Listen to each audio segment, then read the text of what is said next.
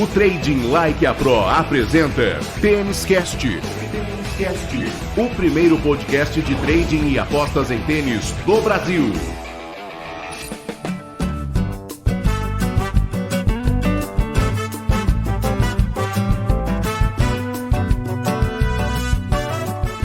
Salve, salve apostadores, salve, salve apostadoras, amantes do tênis. Estamos chegando com a edição número 15 do Tênis Cast, o seu podcast semanal de trading e apostas em tênis, um produto Trading Like a Pro.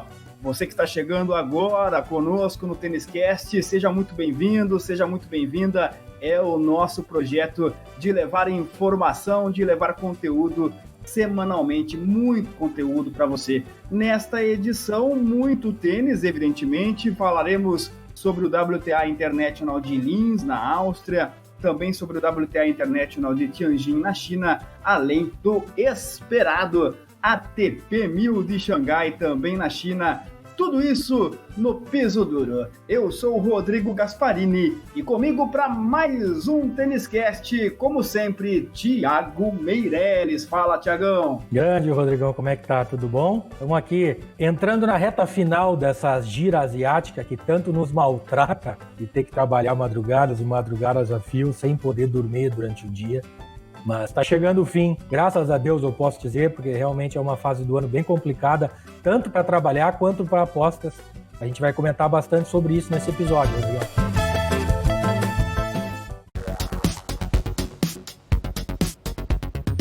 E a gente vai daqui a pouco para a Ásia, mas começamos o Tênis Cast número 15 na Áustria. Tem WTA International de Linz, uma das competições femininas desta semana. O que falar desse campeonato? $250 mil em premiação, piso duro para as meninas na Áustria, Thiago. É isso, é um piso duro, mas é quadra coberta. Vale lembrar que é quadra coberta aí na Áustria, um torneio bem tradicional e já é a primeira escapada da Ásia que o circuito da WTA dá. Começa mais do que nunca agora uma fase onde a gente precisa ter muito cuidado na hora de atuar nas apostas e nos trades aqui. E dessa vez, de novo, eu tive o trabalho de buscar até 2015 para toda a nossa audiência aí ficar esperta no tipo de padrão que a gente pode encontrar num torneio como esse. É um torneio de pequeno porte, de pequena expressão, com uma chave pequena, apenas 32 jogadoras na chave principal, e é um torneio onde geralmente as cabeças de chave não vão bem, e eu vou mostrar isso no story. Quando a gente diz que as cabeças de chave não vão bem, significa que favoritos não vão bem, e é nisso que eu gostaria que o pessoal que está nos ouvindo, Rodrigo, prestasse bem atenção, tanto no que eu vou comentar aqui, mas especialmente quando começar a se deparar com os confrontos da semana que vem. Mas vamos lá, 2015, campeã Pavlyuchenkova contra Anna-Lee Friedman, a alemã. Teve ainda a semifinal com Larsson, Flipkens, Gasparian, Brengel, Krunic, Alertova. 2016, a saudosa Cibulkova levantou o caneco e ganhou da Golubic na final. Semifinal com Madison Keys e Carlos Soares Navarro. Muguruza, Dodin, Alertova de novo e a Pavlyuchenkova de novo. 2017, Strikova com Ribarikova, a dança das ovas, aquela, né? Golubic, Buzarnescu nas semifinais, nas quartas ainda tiveram Cirsteia, Larsson, Benčić e Maria.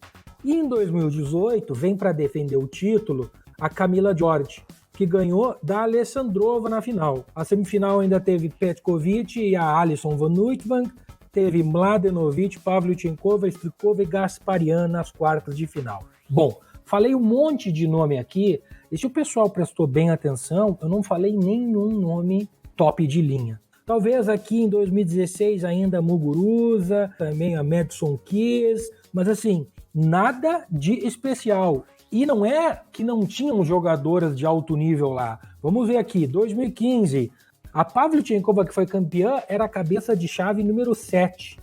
E nas semifinais e nas quartas de finais não chegou mais nenhuma cabeça de chave. Em 2016, é a única exceção. Cabeças de chave 1, 2 e 3 até as semifinais. Mas vejam os nomes, né? Cibulkova, Madison Keys e Carla Soares Navarro. Nada de top de linha de WTA. 2017 a mesma coisa.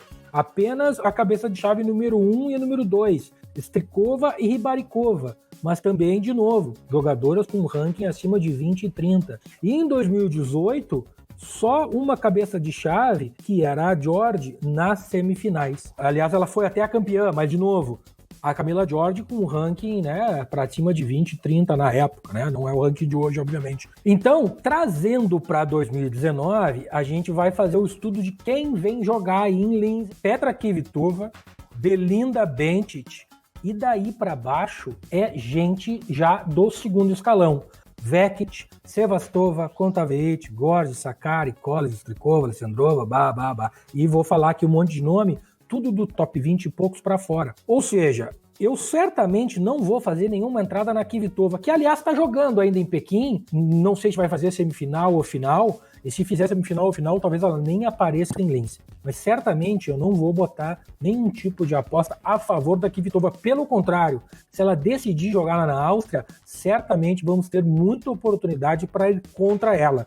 E a mesma coisa eu diria da Bencic. Além disso que eu comentei, ela também vem jogando muito tênis, muitas partidas, está com muito jogo nas pernas. E certamente se passar pela Áustria nessa semana, deve ir, porque ela caiu na terceira rodada no Pequim, eu não ficaria muito faceiro e não teria uma mão muito pesada na hora de entrar a favor dela. Como diz o ditado popular, né, Thiago? Contra fatos não há argumentos. Os dados históricos mostram que as cabeças de chave costumam se dar mal lá em Linz, na Áustria. Agora, dá pra gente analisar o motivo por que isso acontece, Thiago? Olha, Rodrigo, eu julgo que é exatamente o que eu venho comentando até durante as análises lá no canal Frei do Telegram, que todos os dias eu mando as análises das partidas. Estamos indo pro final de temporada, já estamos na reta final de temporada. Tem mais 3 semanas de torneio até que chegue os finals. E, como a gente sabe, apenas 8 jogadoras vão jogar o finals. Então é até menos de 3 semanas, né? As jogadoras estão cansadas.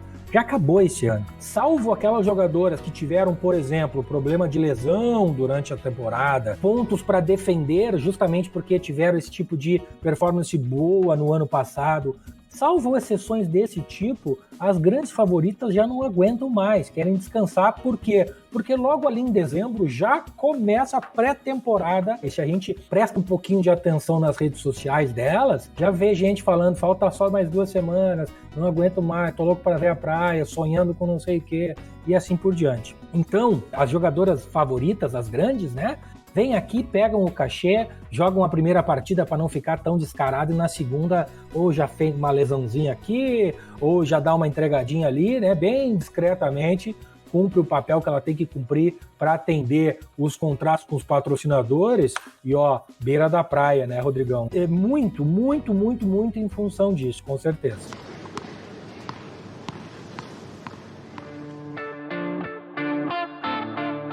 Esse torneio de Linz é um exemplo muito claro daquilo que a gente vem falando em praticamente todas as edições do Tênis Cast. A informação, via de regra, traz dinheiro para o nosso bolso nas apostas e no trade. É claro que não dá para a gente sair apostando contra as jogadoras favoritas de cara, sem assistir os jogos e sem entender um pouquinho do contexto do torneio em 2019. Mas, tendo este histórico em mente, fazer um lay nelas ou um back na adversária, estamos a um passo disso, digamos assim. Né? Como eu disse, às vezes isso não acontece na primeira rodada, né? Assim, para não ficar tão descarado. Por quê? Porque na primeira rodada, a tendência é que as jogadoras cabeças de chave, as mais favoritas do torneio, elas na primeira rodada geralmente pegam uma jogadora de um nível um pouco mais baixo. E aí perder para uma jogadora muito mais baixo fica muito na cara. E eu tô falando com a linguagem mais clara possível e é assim que acontece mesmo. As jogadoras perdem para quem elas podem perder, entre aspas, senão fica muito descarado de fato. Mas a partir da segunda rodada, já fica bem possível e a gente geralmente consegue pegar algumas oportunidades muito interessantes com odds bem legais, Rodrigo. E isso tanto no live quanto no pré. Para trading ou para punter, as oportunidades são as mesmas. Muito bem, isso posto, e a gente vai ficar de olho então na atuação das favoritas lá na Áustria. Queria saber um pouquinho de você dos detalhes mais técnicos do torneio, Thiago. Aliás, eu estou aqui com a página oficial do torneio aberta e é muito curioso, né? Porque é um torneio, tudo bem que não é dos maiores, como você disse, mas que reúne nomes importantes, e a quadra principal ela é bem acanhada, né? Primeiro que de um lado da quadra nem a arquibancada sequer existe. É uma lona, uma cortina preta de ponta a ponta. E quem senta na arquibancada lateral, por exemplo, fica uma distância muito pequena das jogadoras. Parece realmente uma competição mais acanhada. Você lembrou bem, é uma competição em ginásio, né? Ou seja, quadra coberta. De maneira técnica, Thiago, o que é que dá pra gente avaliar o torneio da Áustria? É uma quadra bem escura, é um piso cinza, bem característico deste torneio. Mas apesar de ser indoor, de ser fechada, como tu lembrou, ela é uma quadra bem lenta quando comparada com as quadras deste tipo. Uma quadra que vem nos últimos 3 anos tendo medições com velocidade em torno de 2% abaixo da média. E se a gente olhar todos aqueles nomes que eu comentei que chegaram às semifinais e finais das últimas edições, a gente vê claramente isso. Pavlyuchenkova, Friedman, Cibulkova, Golubic, Strikova, Ribarikova, Georgia Alessandrova. Dessas 8 que eu falei, finalistas dos últimos 4 anos, apenas a Alessandrova, a russa, que tem um saque mais forte, mais potente. A Georgia talvez não o saque, mas o estilo de jogo um pouquinho mais agressivo também. As outras 4 são muito jogadoras de troca de bola.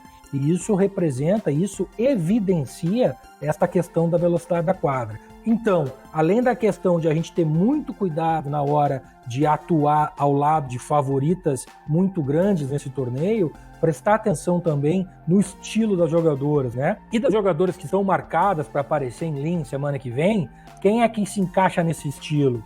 Sevastova, mas muito cuidado. Perdeu no último torneio a primeira rodada para McHale, talvez ainda esteja sentindo um pouquinho de lesão. A Sakkari, um pouco, né? É uma jogadora mais rápida, um pouquinho mais agressiva, mas que é mais de troca de bola do que pancadaria. E também está voltando de lesão, então também temos que ter um pouquinho de cuidado. Vai também aparecer por aí Strikova, Pavlyuchenkova, Siniakova, Alize Cornet e a própria Camila Giorgi, que vem para defender o título. Essas jogadoras, na minha opinião, são as jogadoras que devem chegar em quartas de final e até a semifinal. Claro que a gente precisa ver a chave para fazer a projeção de quem é que poderia ser uma boa entrada no mercado de campeão e, consequentemente, aparecer as odds neste mercado, Rodrigão. Thiago vai ficar de olho nesses nomes e você terá esta informação no canal Free do Trading Like a Pro no Telegram. O link para você acessar, entrar neste canal, eu repito, hein, é de graça. Está aqui na descrição deste episódio do Tênis Cast, no seu agregador preferido e também no YouTube. Vamos viajar, vamos sair da Áustria e chegaremos, de novo, hein? Chegaremos na China mais uma vez. Que voleio!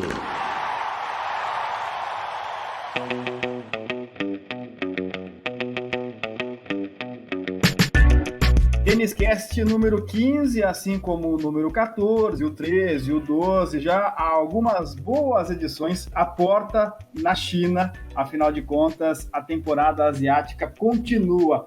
Está na reta final, mas ainda temos muita coisa acontecendo na Ásia ao longo da semana que se inicia.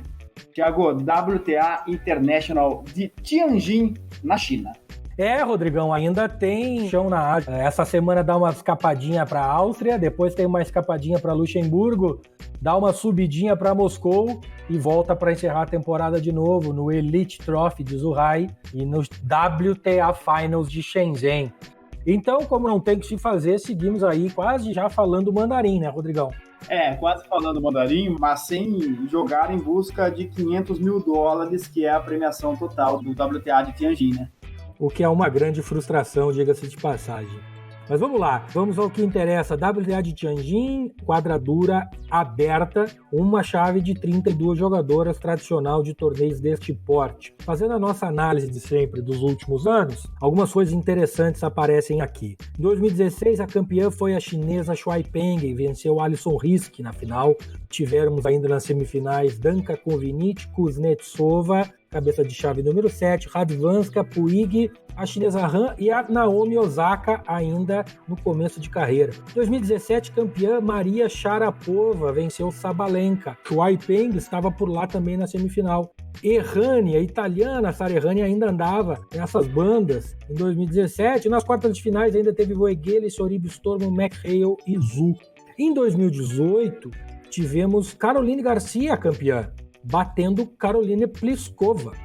E na semifinal ainda tivemos Batzinski, Sie, e nas quartas de final, Sabalenka, Mertens, Martic e Bolter. Bom, uma observação imediata aqui destes últimos 3 anos. Apenas neste último ano, em 2018, a gente teve a presença de grandes cabeças de chave nas quartas de final. Dos números que eu falei, Martic, Mertens, Sabalenka, Sie, Pliskova e Garcia, das 8 jogadoras que chegaram às quartas de final, 6 delas eram cabeças de chave, coisa que não aconteceu nos anos anteriores. Olha, mas por que, Thiago?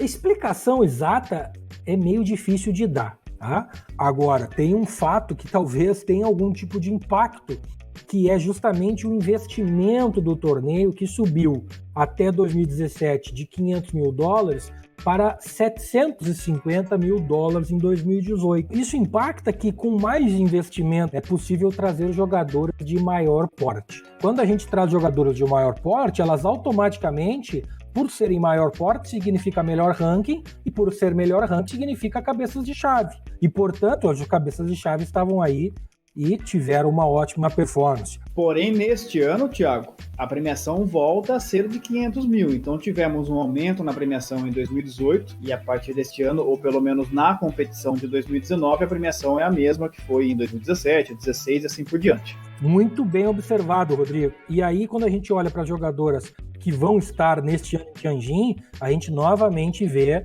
jogadoras top de linha, do topo do ranking, não presentes, né? Então, Ashley Barty, Carolina Pliskova, Simona Halep, Bianca Andreescu, nenhuma dessas top 4 estarão lá. A primeira que vai estar aí, teoricamente, é a Naomi Osaka. Eu tenho minhas dúvidas se ela vai estar aí realmente, porque ela vem jogando muitos torneios e ela em Pequim estava viva ainda até as quartas de final no momento da gravação desse episódio. E mais, a Osaka está quase chegando na pontuação necessária para garantir a vaga no WTA Finals. Isso vai depender da campanha dela em Pequim. Depois disso, a gente tem Stephens, Kenin, Sabalenka, Mertens, Riske, Yastrenska, Anisimova, ou seja, jogadoras já do segundo escalão, o que faz com que o torneio novamente se abra muito e ofereça certamente muitas possibilidades para a gente atuar, Rodrigo.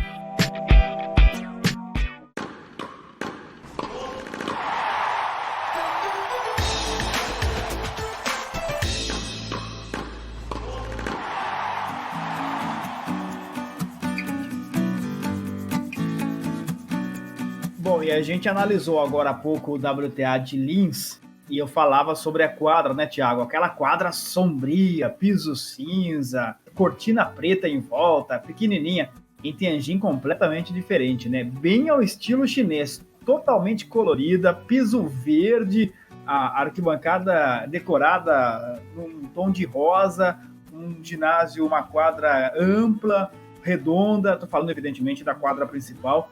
Claro que isso é apenas perfumaria, né, Thiago? O importante é a gente saber a velocidade da quadra, as características técnicas da quadra. Eu quero que você fale um pouquinho sobre isso também. É isso mesmo, Rodrigo, mas assim, não é tão insignificante não, né? Claro que, vamos parar para pensar aqui um pouco, será que é mais legal ganhar um torneio numa quadra escura com uma lona preta no fundo, no interior da Áustria, ou um torneio numa quadra toda gigantesca aí, como são todas as estruturas chinesas desses torneios, com muito mais brilho e muito mais glamour, apesar de ser o mesmo nível de torneio. A gente precisa levar essas coisas em consideração. E é por isso que vai uma Petra Kvitova, vai uma Belinda Bencic lá em Linz. Cara, a gente precisa entender que é muito diferente a motivação de elas jogarem um WTA Premier lá em Pequim e jogar um WTA International lá no interior da Áustria. É o que a gente não cansa de se repetir. Tudo isso faz parte do nosso mundo, do nosso dia a dia aqui de apostas e trading em tênis. Mas vamos lá. Aqui, assim como na Áustria, Tianjin apresenta uma característica bem lenta, aliás, mais lenta ainda, 3% abaixo da média na velocidade da quadra, quando comparada com as outras quadras do circuito deste tipo. E isso fica de novo bastante evidente no histórico das vencedoras. Shuai Peng, Alison Riske, Kovinic, Kuznetsova, Shuai Peng de novo em 2017. Aí em 2017 tu tem Sharapova e Sabalenka, ok. 2018 a gente teve a campeã Caroline Garcia ganhando da Pliskova, que a gente sabe que depende muito de um saque potente. Semifinal, Baksinski e Sie, que é jogadora que troca mais bola do que essas duas. Então assim, de novo, cada torneio com as suas peculiaridades que a gente comentou aqui, mas os dois torneios tendendo muito para o lado das jogadoras que trocam muita bola, se defendem e conseguem alongar os pontos bastante. Jogadoras que gostam de pontos longos, jogadoras que gostam e são boas na troca de bolas.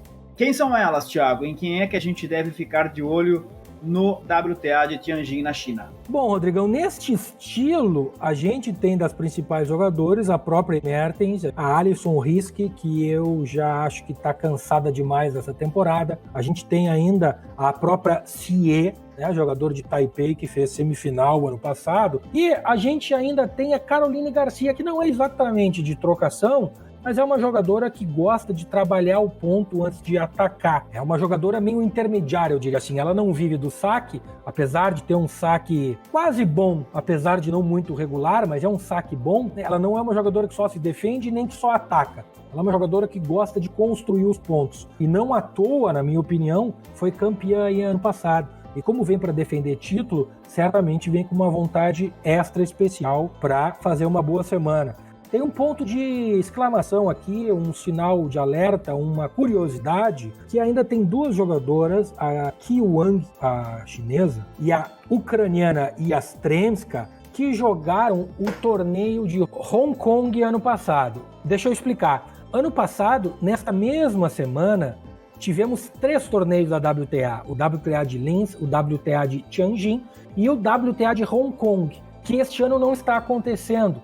Então a gente precisa lembrar da questão do ranking, que as jogadoras precisam defender os seus pontos na semana correspondente um ano depois. E neste caso, os dois jogadores que fizeram final lá em Hong Kong foram a Qi Wang e a ucraniana Yastremska, como eu estava comentando.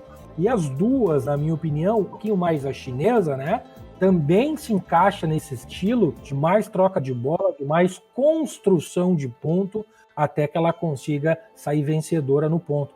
Então, muita atenção nesse aspecto. E para encerrar, Rodrigão, eu queria chamar a atenção para um detalhe que se torna cada vez mais importante quando a gente se aproxima do final da temporada, e agora nestas semanas que já estão acontecendo, que vão acontecer até o WTA Finals, fica ainda mais importante para determinadas jogadoras. Pô, Thiago, do que tu tá falando? É o seguinte, eu falei agora do WTA Finals, aquele torneio que acontece lá no final da temporada, e ainda tem algumas vagas em aberto, especialmente jogadoras como Naomi Osaka, Petra Kvitova, Elina Svitolina, Belinda Bencic, Kiki Bertens. Essas jogadoras estão lutando para as últimas fases do WTA Finals. Então, apesar de tudo isso que eu comentei de Linz e Tianjin, estas jogadoras em particular podem dar um extra, aquele esforço a mais, aquele empurrãozinho a mais para garantir a sua vaga no WTA Finals. Então a gente precisa botar tudo isso dentro da cesta para depois a gente tomar a decisão na hora de fazer a aposta. Então segura aí, Thiago, segura aí que daqui a pouco você explica como é que faz para a jogadora, para o jogador se classificar para o WTA Finals, para o ATP Finals, enfim. Teremos um quadro ainda neste TênisCast com o Thiago explicando detalhadamente como é que isso funciona. TênisCast, o primeiro podcast de trading e apostas em tênis do Brasil.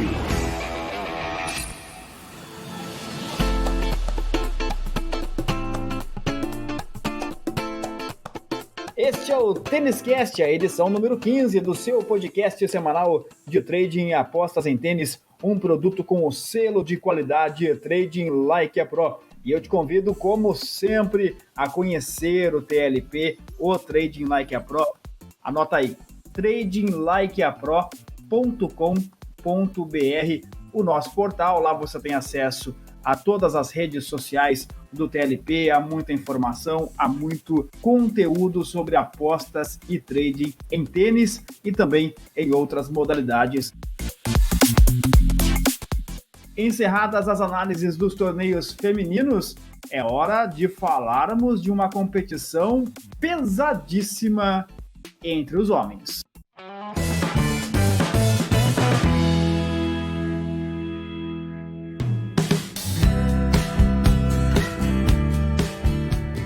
Saímos de um torneio WTA que paga $500 mil e vamos para um ATP que paga em premiação $7.400.000. Estou falando do ATP 1000 de Xangai, na China, Thiago. O melhor ATP 1000 da temporada, isso não sou eu que estou dizendo, são os jogadores. E não coincidentemente, a gente olha para o histórico de ATP 1000 de Xangai, e na verdade isto é uma tendência de ATP 1000, né? A gente só vê o nome daqueles carinhas de sempre sendo campeão. Djokovic, Andy Murray, Rafael Nadal, Roger Federer. Então tá fácil, Thiago. 2010 e 11 o Murray, 12 e 13 o Djoko, 2014 o Federer, 2015 o Djoko, 16 o Murray, 17 o Federer, 18 o Djoko.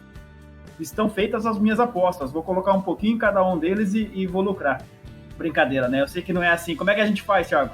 É complicado, Rodrigo. É muito complicado, difícil a gente encontrar oportunidade, né? Ano após ano, o ATP de Xangai é considerado o mais rápido dos Masters 1000, com velocidade registrada de 5,4% acima da média das quadras do mesmo estilo dentro da ATP, Rodrigo. Lembrando que esta quadra magnânima em Xangai também tem teto retrátil no caso de acontecer algum problema com o tempo. Eu chequei a previsão para Xangai semana que vem e a previsão é boa. Aparentemente não teremos chuva. Mas eu estou comentando isso porque queria lembrar que se tiver chuva e a quadra central tiver o seu teto fechado, o jogo fica ainda mais rápido.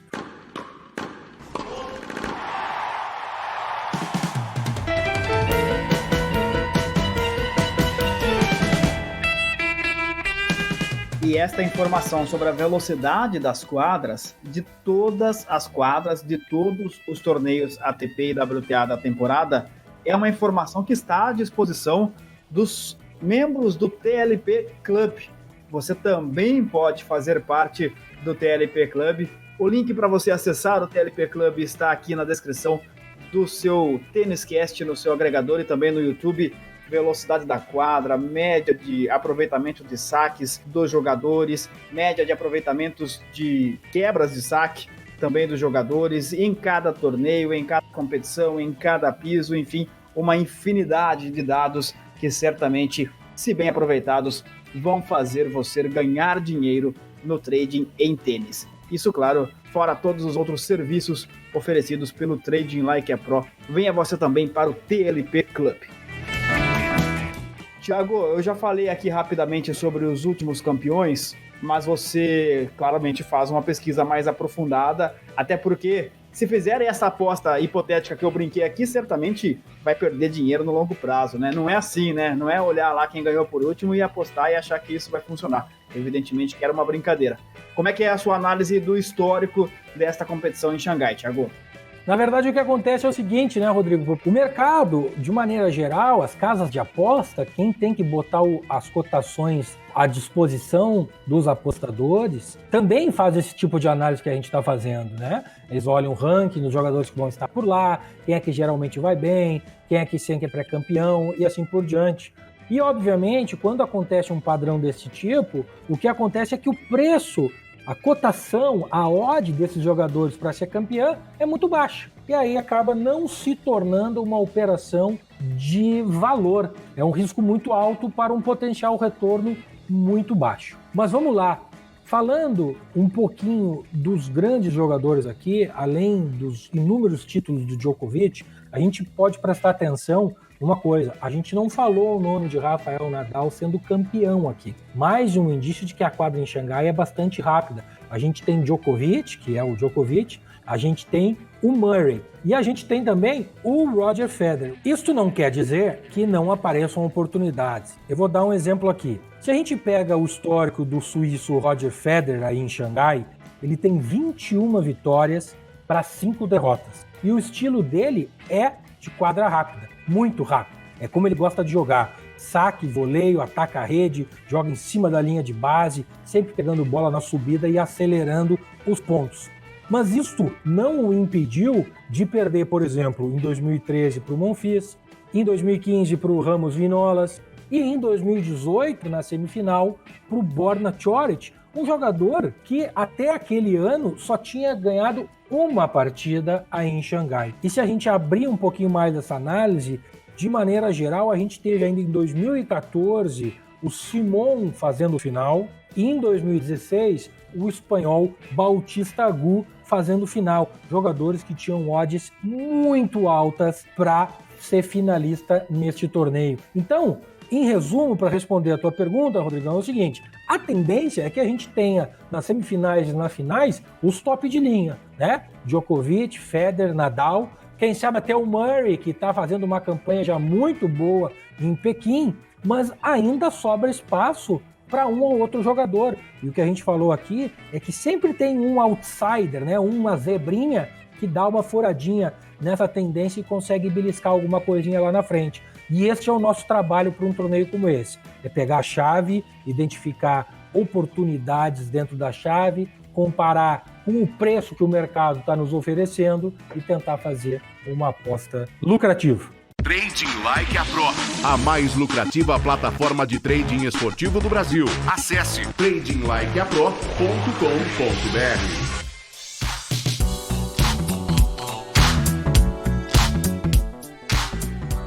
Thiago, daqui a pouco você vai falar alguns nomes que podem se enquadrar nessa característica para a gente ficar de olho. Mas antes disso, deixa eu te questionar o seguinte: dá para a gente traçar um paralelo entre uma competição tão grande como esse Masters 1000 e as duas competições de WTA, tanto de Linz quanto de Tianjin, que teremos na mesma semana, no sentido da motivação dos jogadores? Afinal de contas, se as meninas estão, muitas delas já com a vaga garantida para o WTA Finals, os meninos também. Dá para traçar um paralelo ou o ATP 1000 é tão importante que ninguém vai para lá só para passear, só para pegar o seu dinheirinho, Thiago? É muito boa pergunta, Rodrigão. E aqui tem um detalhe bem interessante. A temporada da ATP ela é um pouquinho maior que a WTA. Ela tem umas 2 ou 3 semanas a mais. Se a gente lembrar bem, há umas 2 semanas atrás a gente não teve torneios da ATP porque teve uma rodada da Copa Davis, né? E a Copa Davis é um dos motivos de a gente ter uma temporada um pouquinho mais esticada da ATP. Tem a Fed Cup na WTA? Tem, mas ela não toma tanto espaço no calendário quanto a Copa Davis. Mais do que isso, este ATP 1000, sim, conta muito, pesa demais, é muito dinheiro, é muito ponto e os jogadores se dedicam muito. Ainda tem mais um ATP 1000 para acontecer, tem aí mais 2 ou 3 semanas de torneios até que a gente chegue no último ATP 1000 de Paris, lá no final de outubro, quando a temporada da WTA já vai estar na parte do Finals. E aí sim, nas 2 primeiras semanas de novembro, a gente tem o ATP Finals Next Generation e o ATP Finals dos Masters, dos top, né?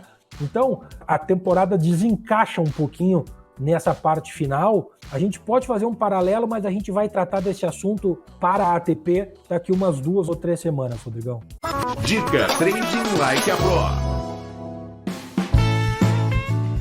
Muito bem, isso posto, vamos então, Thiago, aos nomes que você separou aí, além de Djoko, de Federer e de Nadal, que são favoritos, mas não necessariamente são boas apostas. Quais são os nomes que dá pra gente ficar de olho nesta competição lá na China? Olha, cara, essa semana eu comentei lá nos áudios, nas análises que eu mando lá no meu canal do Telegram, dos 2 caras que estavam meio que decepcionando essa temporada, que é o Tsitsipas e o Zverev. Mas esses 2 caras, agora no ATP de Pequim, parece que meio que botaram a cabeça no lugar e se deram conta que se eles continuassem naquela moleza que eles estavam, reclamando da vida, de problema extra-quadra e psicológico, eles iam ficar de fora do ATP Finals, tá? E começaram a jogar e elevar o nível. Portanto, esses dois caras certamente são caras que podem ir longe no ATP 1000. Tem que prestar um pouquinho de atenção para ver até onde eles vão no ATP de Pequim, mas esses caras podem sim. Mas esses caras não tendem a ter odds muito atraentes, porque eles são reconhecidamente os caras que estão logo depois, junto com o Medvedev e o Dominic Thiem, logo depois daqueles top 3. Então as odds não são tão atraentes. Odds atraentes que eu estou na expectativa de encontrar são para dois caras. O espanhol Bautista Agut, que como eu comentei, fez final já em 2016, é um espanhol que joga muito bem em quadra rápida, ele gosta de quadra rápida, não é aquele espanhol tradicional que joga em saibro, com top spin e fundo de quadra, ele joga chapado, ele joga com bola bem baixa, rente à rede, e em quadra rápida ele vai muito bem. E um outro cara que eu estou muito curioso para ver como vai jogar aí é o italiano Matteo Berrettini. Ele se deu mal em Pequim, pegou na primeira rodada o Andy Murray e o italiano não soube o que fazer. Mas numa quadra super rápida como a de Xangai, eu acho que esse cara pode fazer estrago. E tanto o Agut quanto o Berrettini ainda tem chances de chegar no ATP Finals em Londres, que acontece lá em novembro.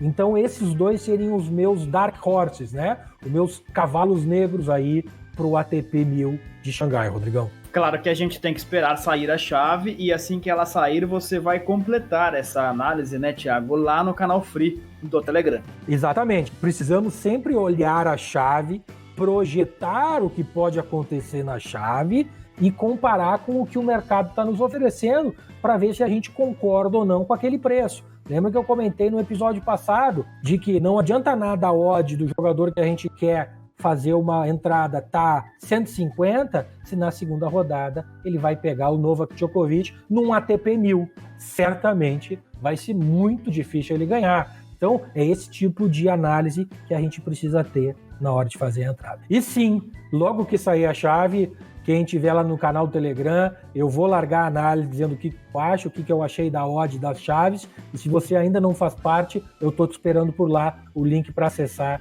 está aí na descrição desse podcast. Please take your seats quickly, ladies and gentlemen. Thank you.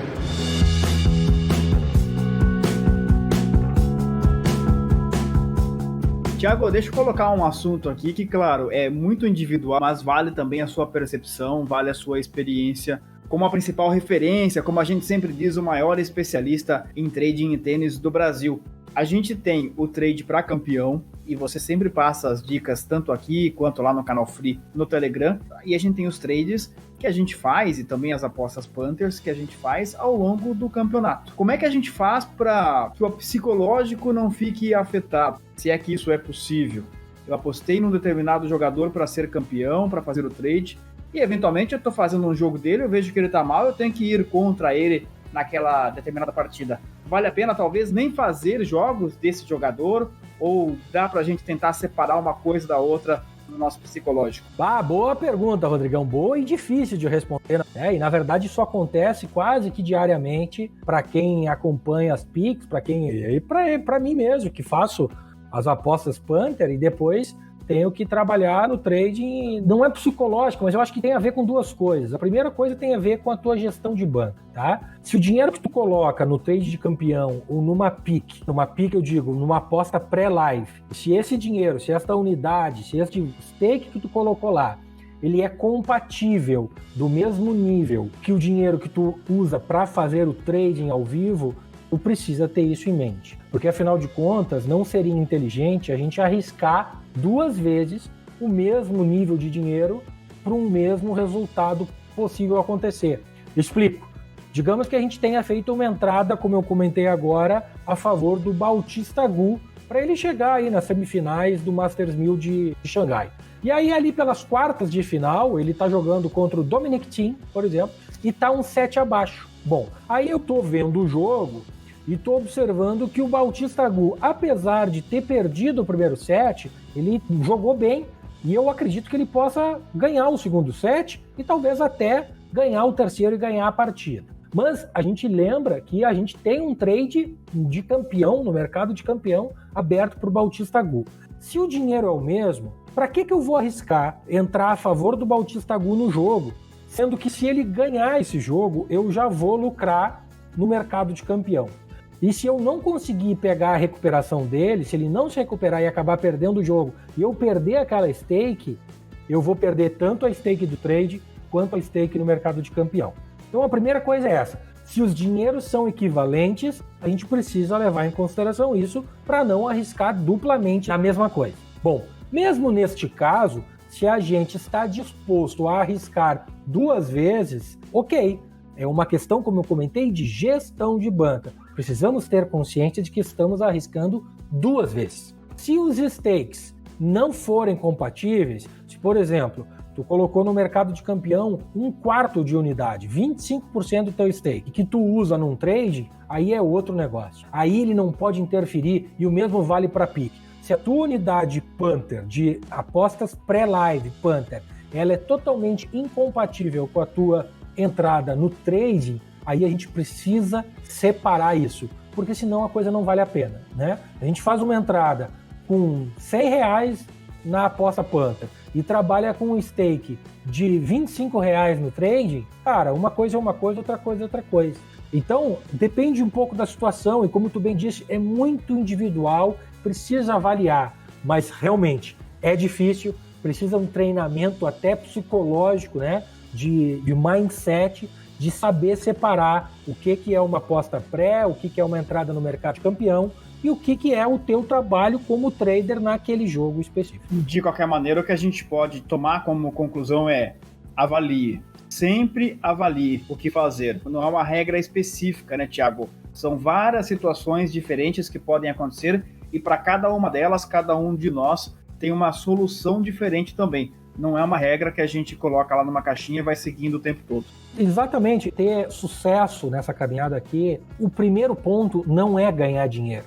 O primeiro ponto é não perder. Então, se a gente está numa situação que potencialmente a gente pode arriscar 2 vezes dinheiro, para um pouco e pensa, será que eu preciso fazer a entrada neste jogo? Será que não tem mais nenhum jogo no dia que eu possa encontrar uma oportunidade parecida com essa que eu estou vendo aqui? Esse tipo de tranquilidade, de clareza que a gente precisa ter na hora de ir para o mercado. Porque, apesar dos tamanhos do dinheiro e dos mercados, no final das contas, é dinheiro que a gente está arriscando. E arriscar 2 vezes o dinheiro é como se fosse dobrar uma aposta, né? Será que vale a pena? Será que não tem outra maneira de a gente tentar potencializar o lucro do nosso dinheiro em algum outro mercado, né, Rodrigo? É muito individual, é uma decisão realmente muito particular, mas conceitualmente a gente precisa ter essas coisas bem claras na cabeça para que a gente não simplesmente fique jogando dinheiro pela janela. E aí você toca num ponto muito importante. Aliás, só um parênteses aqui, fica o convite para você que está chegando agora no TênisCast, aí no seu agregador, no canal do YouTube do Trading Like a Pro, todos os episódios, desde o número 0, hein? Desde o nosso episódio piloto, estão à disposição.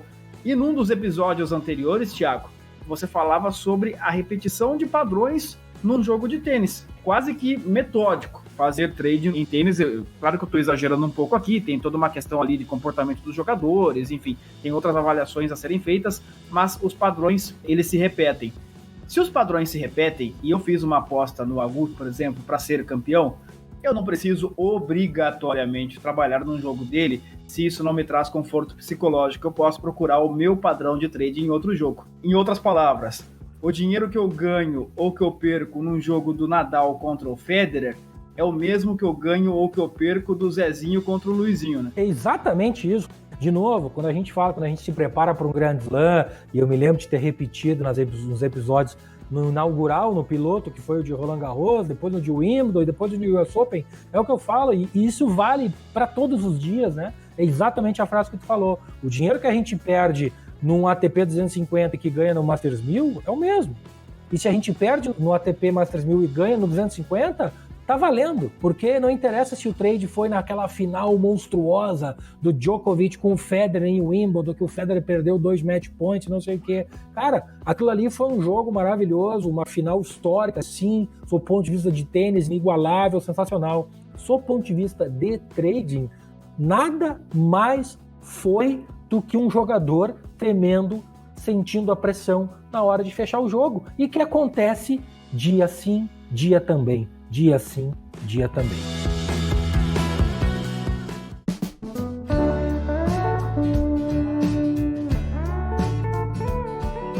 E é assim que funciona aqui no Tênis Cast, muita informação, muita análise para você fazer cada vez melhor as suas apostas, o seu trading em tênis. Eu te convido sempre a participar conosco pelas nossas redes sociais, mande a sua dúvida, a sua sugestão, interaja conosco, a sua participação é fundamental para todos nós aqui do Trading Like a Pro. E agora, Thiago Meireles explica a regra do jogo.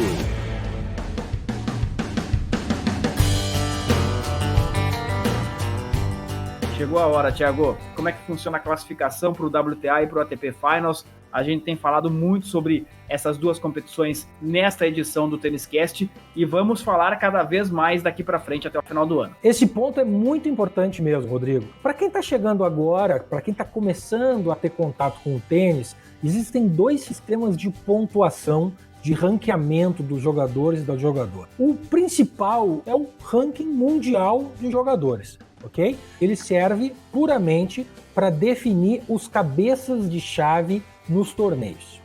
Fundamentalmente, isto vale muito para os 4 torneios de Grande Slam que acontecem. São torneios de chave muito grande e os 32 primeiros do ranking são os cabeças de chave. Significa, para estes caras, que eles vão ter a garantia de só encontrar os top 8 do mundo nas quartas de final. Lá depois de 4 jogos, lá nas quartas de final. Isso, claro, dá oportunidade para eles fazerem mais jogos e chegar com mais ritmo de jogo para tentar ser uma zebra e ganhar de um desses caras.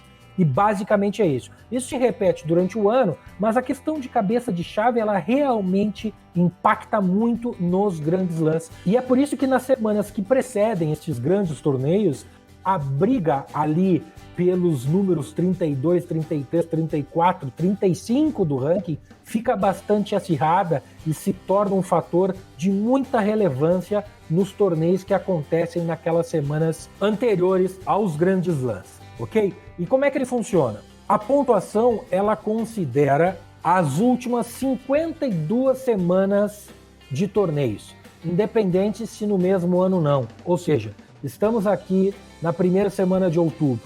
Então, o ranking, ele considera as últimas 52 semanas daquele jogador, os pontos que aquele jogador ou aquela jogadora fez nas últimas 52 semanas. Cada torneio tem um porte, cada torneio acumula pontos diferentes para a primeira rodada, segunda rodada, quarta de final, semifinal e final. Eu não vou entrar no detalhe aqui para não ficar muito grande, mas basicamente, quando a gente fala de um ATP 1000, por exemplo, por que é ATP 1000? Porque o vencedor ganha 1000 pontos nesse ranking. Por que é ATP 500? Porque o vencedor ganha 500 pontos, o vice-campeão ganha 250 pontos, e assim, sucessivamente, vai caindo a pontuação de rodada a rodada. Isso acontece em todos os torneios. O ranking da ATP considera a pontuação somada de todos os jogadores nas últimas 52 semanas. Em paralelo, existe o que um dia começou a ser chamado de Corrida dos Campeões, lá no ano de 2000, que é um ranking do ano. Ele é a pontuação que os jogadores conquistaram no ano corrente e que vale para definir os 8 jogadores que participam de um torneio final, que se chama ATP Finals, que inclusive o primeiro deles, disputado lá em Lisboa, vencido pelo nosso inesquecível Gustavo Kuerten.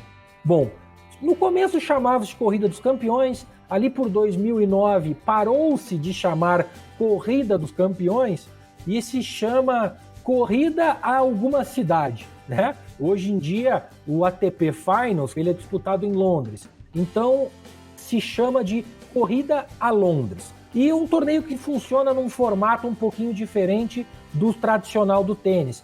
Ele é um torneio que se divide os 8 jogadores em 2 grupos de 4, que se enfrentam entre si. O campeão e o vice-campeão de cada grupo fazem um confronto cruzado de semifinais e aí os vencedores, então, disputam a final deste ATP Finals.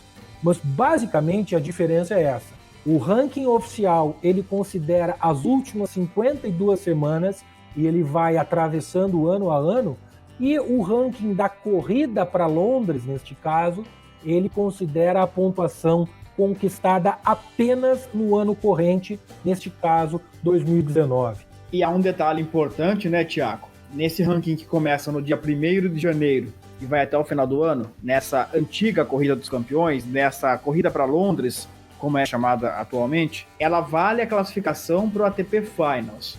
Porém, com um detalhe, se um tenista vencer um Grand Slam e chegar no final do ano fora dos 8 primeiros lugares nesta corrida, ele automaticamente rouba a vaga do 8º colocado. Ou seja, quem vence o Grand Slam obrigatoriamente estará no ATP Finals.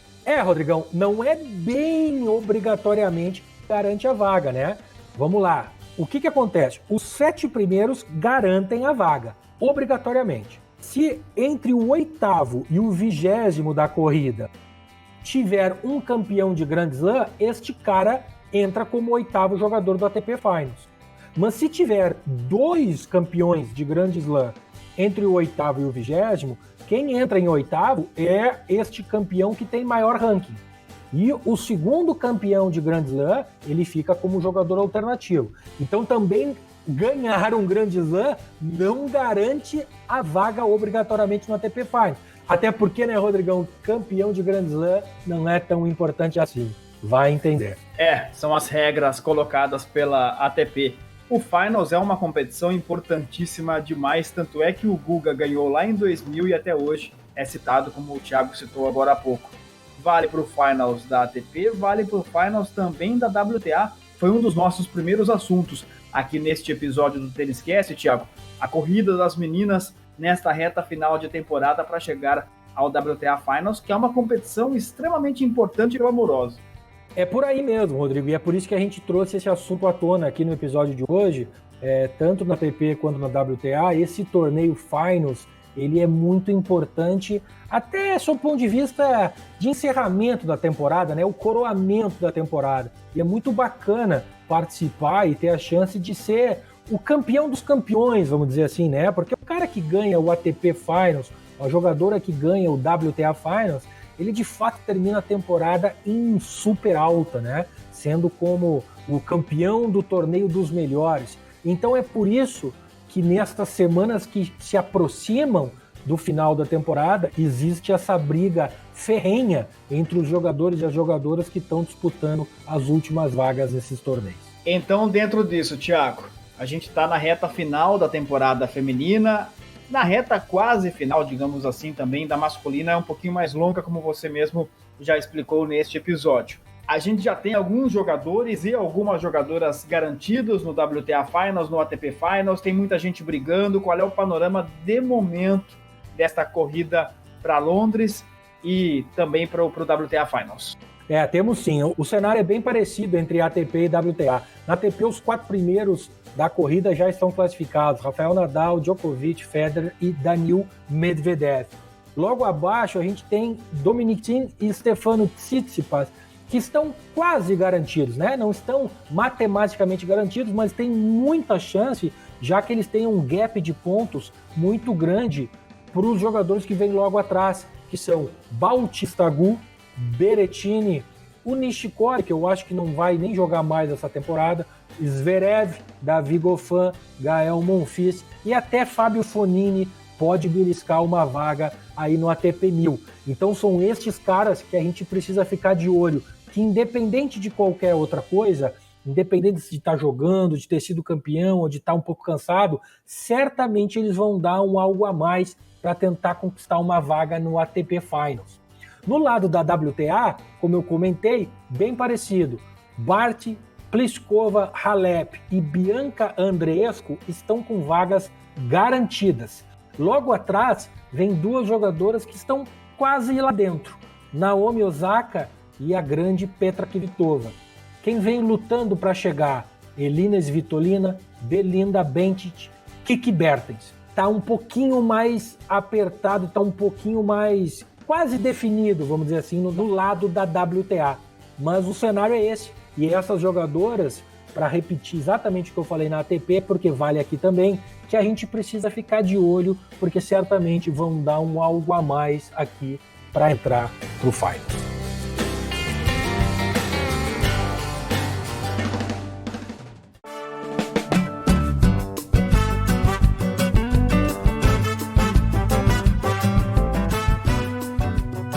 Tudo isso e muito mais para você nas várias plataformas do Trading Like a Pro, no Instagram, no Facebook, no canal no YouTube, é claro, aqui no TênisCast e também no canal Free do Telegram.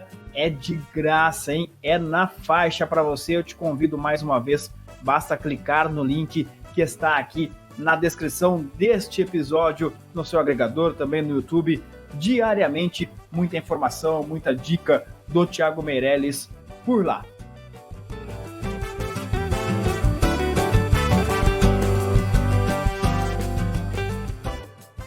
TênisCast número 15, chegando ao final. Neste episódio você soube muito sobre o WTA International de Linz, lá na Áustria, também sobre o WTA International de Tianjin, na China, sobre o ATP 1000 de Xangai, na China. Você ficou sabendo qual é a diferença entre a corrida para o ATP Finals e para o WTA Finals e o ranking mundial dos jogadores e das jogadoras de tênis. Também falamos e o Thiago Meirelles deu uma aula aqui, hein? Uma aula para você, de graça aqui no TênisCast, com o maior especialista em trading em tênis do Brasil, sobre gestão de banca. Como diferenciar o valor que você coloca num trade de campeão do valor que você coloca no trade no jogo ou no Panther pré-live, como que isso pode influenciar ou não o nosso psicológico. E é assim que funciona aqui. Você tem muito conteúdo, muita informação sobre tênis, sobre trading e sobre apostas em tênis. Thiago Meirelles, mais um TênisCast chegando ao fim. Como sempre, eu te desejo uma excelente semana de muita análise. Tô lá, hein? Tô lá no canal Free do Telegram, acompanhando diariamente tudo que você coloca e também lucrando junto com toda aquela galera. Tô no TLP Club também, convido você, venha conosco. Enfim, estamos juntos, fortalecendo cada vez mais essa comunidade e a gente se encontra no TênisCast na semana que vem. Forte abraço. Grande, Rodrigão. Acho que a gente conseguiu botar bastante conteúdo para essa galera que vem cada vez mais nos dando força e nos dando feedback positivo nesse nosso projeto, né? E como tu bem falou, lá no Telegram é todos os dias, a gente coloca dicas, coloca análises, dá umas sugestões de apostas também. É free, é na faixa, é no amor e no carinho, para a gente tentar cada vez mais ajudar pessoas a se beneficiar desse grande mercado que é trading e apostas em tênis. Rodrigão, um abraço para todo mundo que está nos ouvindo. Keep it green. Nós somos o TênisCast, o primeiro podcast especializado em trading e apostas em tênis do Brasil. Um produto Trading Like a Pro. Produção e apresentação de Thiago Meirelles, o maior especialista em trading em tênis do Brasil, e do jornalista Rodrigo Gasparini, também responsável pela edição deste episódio. Apoio de marketing e redes sociais de Jéssica Mendes e Marco Meirelles. O TênisCast está disponível em todos os principais agregadores de podcast e também no YouTube. Conheça o Trading Like a Pro, a mais lucrativa plataforma de trading esportivo do Brasil. Visite o link disponível na descrição deste episódio e venha para o TLP Club.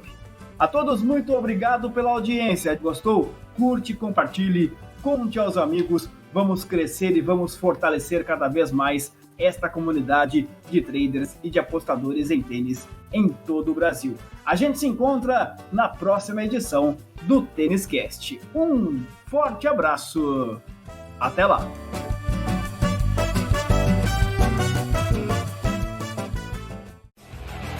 O Trading Like a Pro apresentou TênisCast, o primeiro podcast de trading e apostas em tênis do Brasil. Até a próxima edição.